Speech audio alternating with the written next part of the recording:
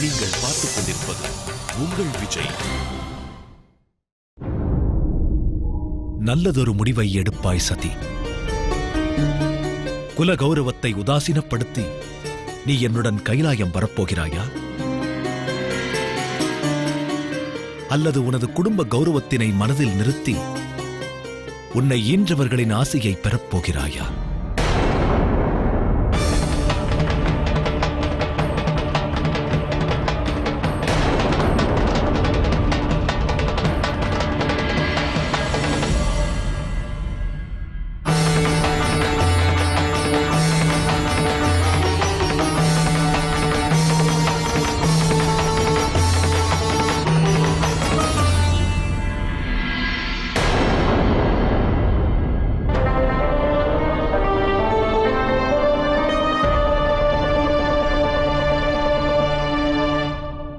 தாம் எடுத்த முடிவுதான் என்ன தாயே? எந்த குடும்ப கௌரவத்தை காப்பதற்காக இத்தனை சிரமங்களை மேற்கொண்டாரோ, இத்தனையையும் சகித்தாரோ, அதனை நான் அவமதிக்க எவ்வாறு இயலும்?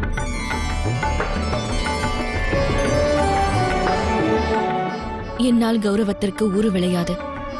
என் குலத்தின் கௌரவத்தை காப்பேன் நான். இனி நான் எவ்வித அச்சமும் கொள்ள தேவையில்லை. இன்று என் வாழ்வின் நோக்கம் நிறைவேறியதாக உணர்கிறேன். இனி என் உள்ளத்தில் அச்சமும் இல்லை, அவசரமும் இல்லை. எனது உள்ளத்தின் சஞ்சலம் இன்று சாந்தம் கொண்டது. இன்று என் இச்சை பூர்த்தி அடைந்த காரணத்தினால் ஆசை எனும் மகளிலிருந்து விடுபட்டு விட்டேன்.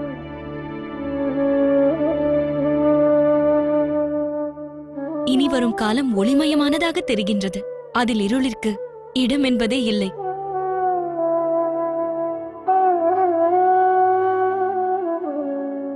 இன்று அரண்மனைக்கு நான் திரும்ப விரும்பும் காரணம் ஒன்றுதான். என்னை ஈன்றோர்களின் சம்மதத்தையும் ஆசிகளையும் பெற்றே நான் விடைபெற விரும்புகிறேன்.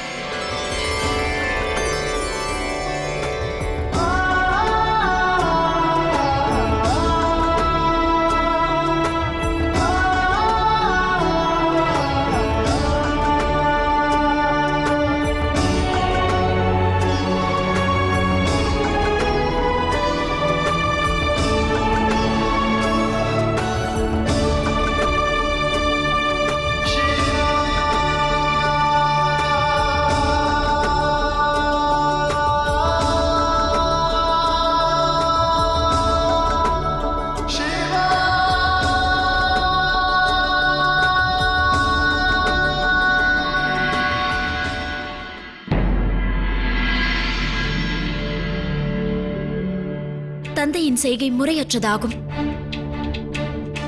நிறைந்த சபைதனில் தங்கள் இருவரையும் கோபிப்பதா? இவ்விதம் தங்களை அவமதிப்பதா? எள்ளளவும் ஏற்புக்குரியதல்ல. அவருக்கு ஆட்சேபனை இருந்திருந்தால் அதனை பணிவுடன் அறிவுறுத்தி இருக்கலாம். அல்லது தன் உள்ள கருத்தினை வெளிப்படுத்த தனிமையில் தம் இருவரையும் அழைத்து உரையாடி இருக்கலாம். பிறர் தமக்கு கௌரவமும் மரியாதையும் அளிக்கும் நிலையில் தந்தைக்கும் அதை பிறருக்கு அளிப்பதில் கவனம் இருக்க வேண்டாமா?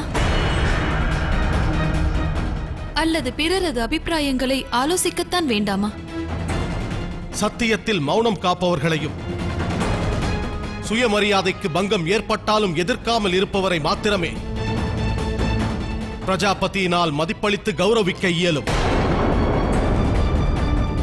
அவர் வார்த்தையை நாங்கள் இருவரும் எதிர்க்க மாட்டோம் என்பதை அவர் நன்கு அறிந்தவர். எங்களை மருமகன்களாக தேர்ந்தெடுக்க காரணமும் அதுவே. ஈசனை மருமகனாக ஏற்க மறுப்பதற்கும் காரணம் அதுவே. ஏனெனில் ஈசன் அவரது பிடிவாதத்தினை, அராஜக போக்கினை என்றும் சகித்து ஏற்க மாட்டான். இந்த சந்தர்ப்பத்தில் தாம் இருவரும் தந்தையிடம் இது குறித்து உரையாட வேண்டும். இல்லை அதிதி, சதியின் பிரச்சனை இன்னும் தணியவில்லை. அத்தகு நிலையில் இந்த சமயத்தில் பிரஜாபதியிடம் உரையாடுவது உசிதமானதும் இல்லை, ஏற்புடையதும் இல்லை. பிரஜாபதி தக்ஷர் எம் தந்தைக்கு இணையானவர். அவர் ஆவேசப்பட்டு எங்களை அவமதித்திருந்தாலும் அவரை குறித்து உள்ளத்தில் விரோத எண்ணத்தை வளர்ப்பது உகந்ததல்ல. எனினும் சுவாமி, அதனால் தம் சுயமரியாதை பாதிக்கப்பட்டாலுமா? அவர் எங்கள் தந்தை எனில் தாம் என் பதிதேவர் சுவாமி. தந்தை நிறைந்த அரசவையில் அனைவரின் முன்பாகவும் தம்மிடம் இவ்வாறு தகாத வார்த்தைகளை கூறியது ஏற்க இயலாது. கியாதி, சப்த ரிஷிகள் அனைவரும் இங்கு வந்தது எதிர்ப்பை வெளிப்படுத்தவே. இந்த சூழ்நிலையில் முதலில் எங்களது கடமையை நிறைவேற்றும் விதமாக அவர்கள் அனைவரையும் சாந்தப்படுத்தி இங்கிருந்து அனுப்ப வேண்டும். இச்சமயம் அதனினும் மகத்துவம் வாய்ந்தது ஒன்றுமில்லை. வாருங்கள் காஷ்யபரே.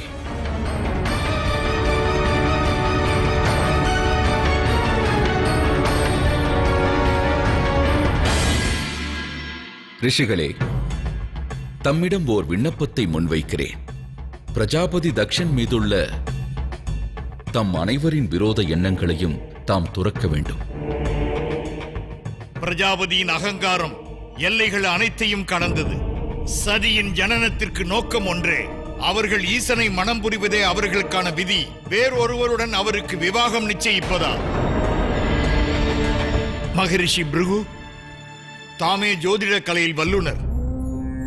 தாமே கணித்து கூறுங்கள், தட்சர் மற்றும் சதியின் கிரகபலன்கள் கூறுவதென்ன? சதியின் விவாகம் ஈசனோடு நிகழுமா, இல்லை வேற்றானோடா?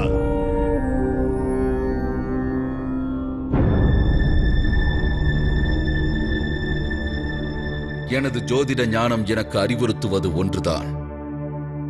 சதியின் விவாகம் ஈசனன்றி வேறு ஒருவரோடு நிகழ்வது சாத்தியமல்ல.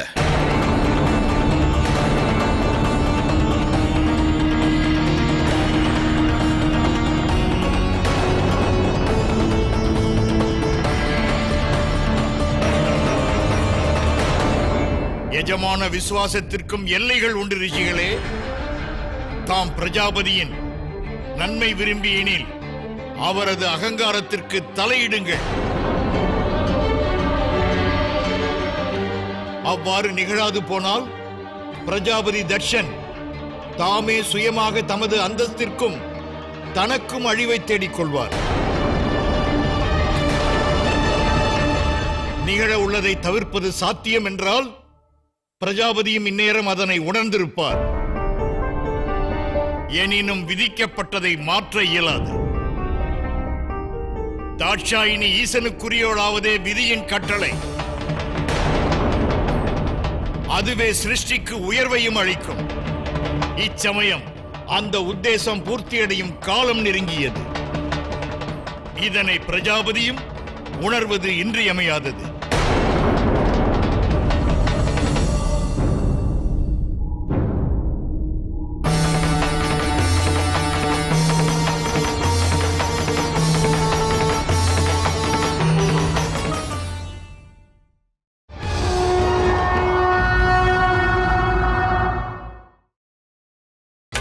நீங்கள் பார்த்துக் கொண்டிருப்பது உங்கள் விஜய்.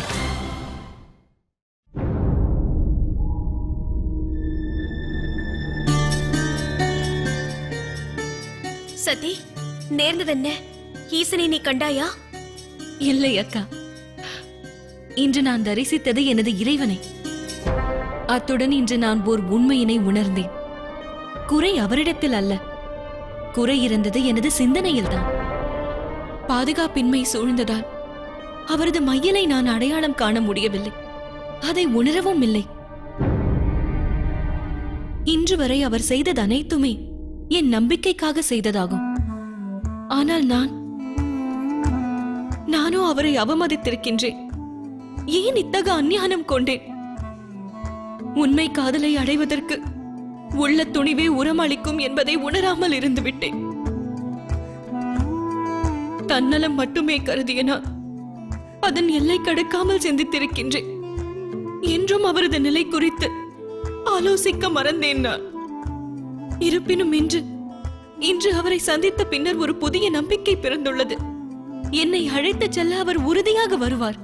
கவலைகள் விடுதலை அடைந்தன. மனதில் எவ்வித பாரமும் இல்லை, ஐயங்கள் ஏதும் இல்லை, அச்சமும் இல்லை. ஏனெனில் அவரே என் வருங்காலம் என்பதை இன்று நான் தெளிவாக உணர்ந்தேன். உண்மையா சதி? முற்றிலும் உண்மை அக்கா. தமக்கு நம்பிக்கை எழ மறுக்கிறது அல்லவா? எமது நிலையும் அதுவே. அது மாத்திரமா, இதுவரை எனது வாழ்வினில் துன்பங்கள் எதுவும் இருந்ததற்கான அறிகுறிகளே இன்றில்லை. இனி அன்னை தந்தையின் அனுமதி மாத்திரமே வேண்டும். அது சாத்தியமாக என் குடும்பத்தினர் அனைவரின் துணையும் தேவை. என்றும் எங்களது துணை உனக்கு உண்டு சதி.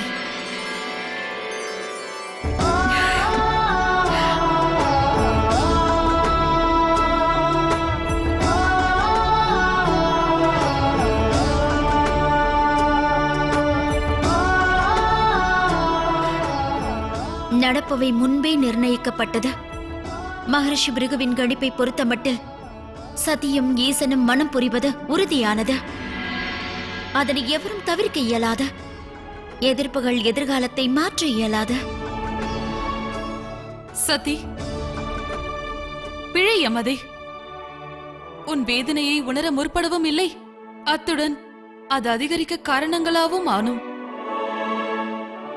எங்களை மன்னித்துவிடு. இல்லை அக்கா, இத்தகு வார்த்தைகளை வருத்தம் அளிக்கின்றன. நாங்கள் உண்மை அறிந்தோம் சதி. ஜடன் வடிவத்தில் வந்தவர் ஈசனே அல்லவா? நீ தந்தைக்கு அளித்த வாக்கிலிருந்து உன்னை விடுவிக்க அனைத்தையும் சகித்தார்.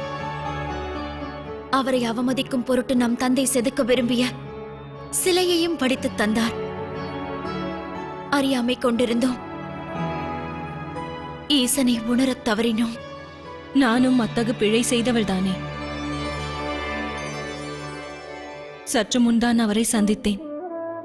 அவரிடம் நான் இம்முறை என்னை தம்முடன் கைலாயம் அழைத்துச் சென்று விடுங்கள் என்று கூறினேன். அதற்கு அவர் என்னிடம் என்ன கூறினார் தெரியுமா? தங்களுடைய குலத்தின் கௌரவத்தை காப்பதே ஒவ்வொருவரின் கடமை என்று எனக்கு கூறினார். அதுவே தர்மம் என்றார். என் அன்னை தந்தையின் எண்ணங்களுக்கு விரோதமாக அவரை நான் மனம் புரிவது ஏற்புடையதல்ல என்றும் கூறினார். ஐயம் ஏதுமில்லை. சிவபெருமான் தர்மத்தின் வழி நடப்பவர் என்ற கூற்றை நிலைநாட்டினார். பின் தயக்கம் எதற்கு? வா, உடன் சென்று தந்தையிடம் விளக்கிக் கூறுவோம். சற்று பொறுங்கள் அக்கா, அவசரம் வேண்டாம். முதலில் நான் உரையாட வேண்டியது அன்னையிடமே. அவருக்கு சத்தியத்தை எடுத்துரைக்க வேண்டும். அன்னை மனம் ஒப்பினால் தந்தையும் தயக்கமின்றி உடன்படுவார்.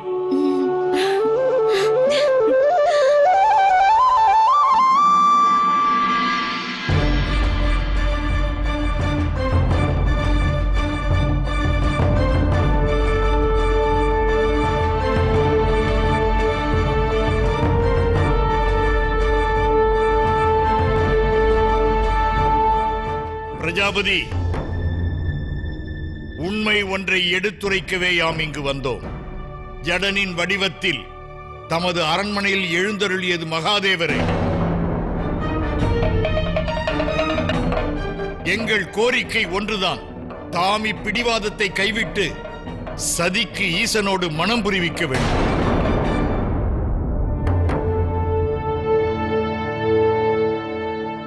பிரஜாபதி, இதற்கு தாம் உடன்பட்டுத்தான் ஆக வேண்டும். சாத்தியமல்ல.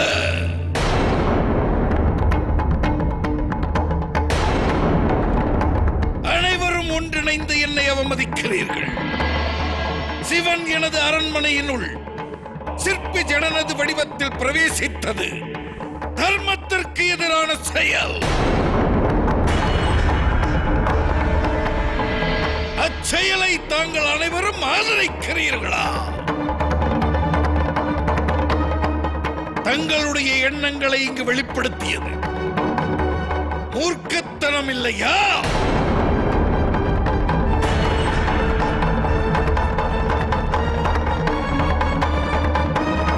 தாட்சாயினி, நீ என்றும் சிவனுக்கு உரியவளாக இயலாது.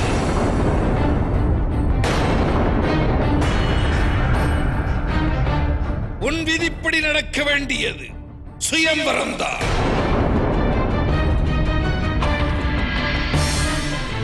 மணாளனை நீயே தேர்ந்தெடுக்கலாம்.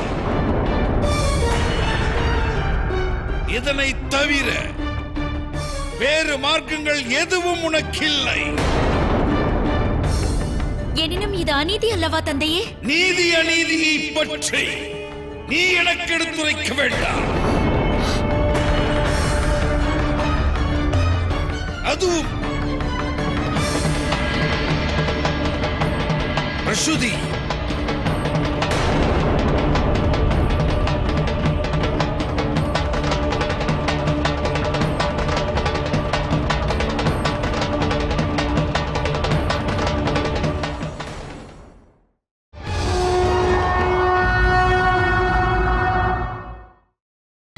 நீங்கள் பார்த்துக் கொண்டிருப்பது உங்கள் விஜய்.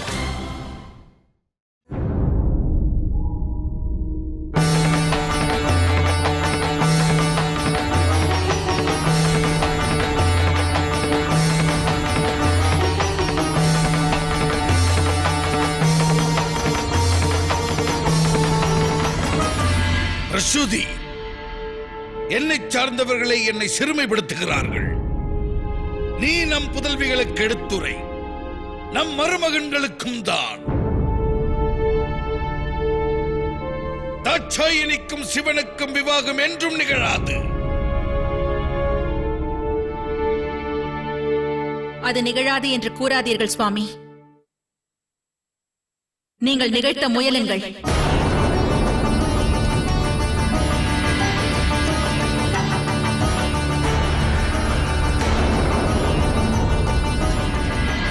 ஏனெனில் சத்தியே ஈசனுக்கு துணைவியாவாள்.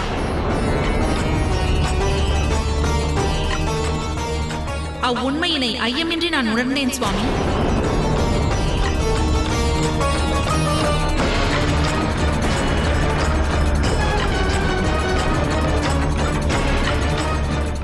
சிவனிடம் உகந்த வரன் ஒன்று தாட்சாயணிக்கு கிட்டாது சுவாமி.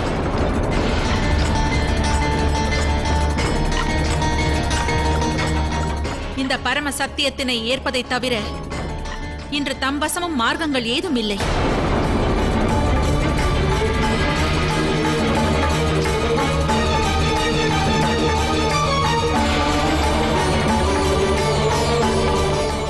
நீ இப்பொழுது கூறியவற்றை முழுமையாக என்னால் நம்ப இயலவில்லை. கடமை தவறிவிட்டாயா? இவ்வாறு நீ பேசுவதற்கு காரணம் என்ன? என் கடமை யாதென்பதை முழுமையாக நான் அறிந்தது இன்றுதான் சுவாமி. இந்நாள் மட்டும் பொறுப்புகளிலிருந்து தவறி வந்தேன். இனி அது நிகழாது. ஏனெனில் உண்மை யாதென்பதை இன்று நான் அறிந்து கொண்டேன். புதல்விக்கு விவாகமும் நல்லதோர் வாழ்வும் அமைய வேண்டும் என்பதே பெற்றவர்களின் கனவு. அது உலக நியதி. தமக்கு அவ்வெண்ணம் இல்லையா? சுவாமி, சதி சிவனின்றி நிறைவற்றவள். ஈசன் இடத்தை அவள் வாழ்வில் எவராலும் நிரப்ப இயலாது சுவாமி.